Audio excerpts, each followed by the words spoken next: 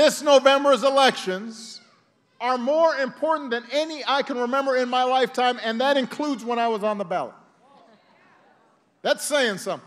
Politicians say every time, oh, this is the most important election. This one's really that important.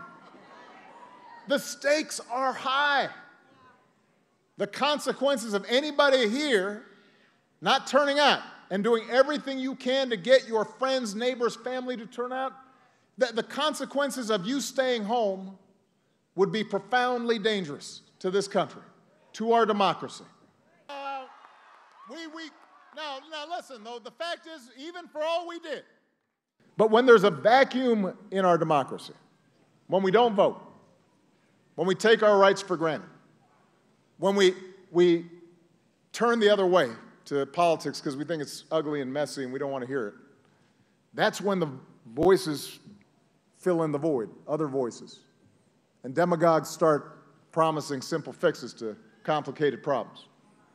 And they promise to fight for the little guy, and then they turn around and are helping corporations and billionaires and the most powerful do their bidding. Send Jackie to the U.S. Senate. She's not going to let Republicans gut protections for people with... This is a fact. This is not... unlike some, I actually try to state facts. I believe in facts. Right?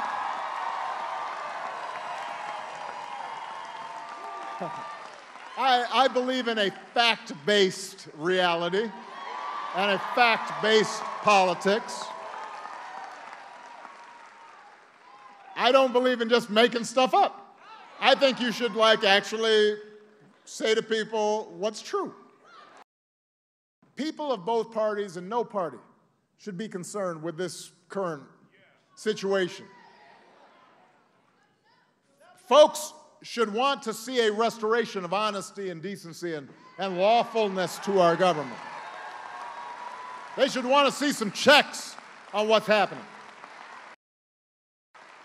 It is not a Democratic or a Republican idea that we are not supposed to pressure the Attorney General or the FBI to use the criminal justice system to try to punish political opponents. That's not how America works. That's how some tin pot dictatorship works. That's not supposed to be America. It shouldn't be Democratic or Republican to say we don't threaten freedom of the press just because they publish stories we don't like. It shouldn't be Democratic or Republican to say we don't target certain groups based on what they look like or how they pray. I mean, there are fiscal conservatives who I'm assuming have to believe there's nothing fiscally responsible about trillion-dollar deficits.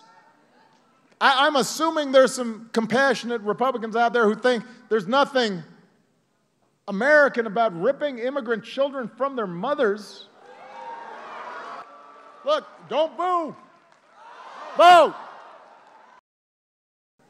The threat to our democracy does not come from one person in the White House or Republicans in Congress or big money lobbyists. The biggest threat to our democracy is indifference.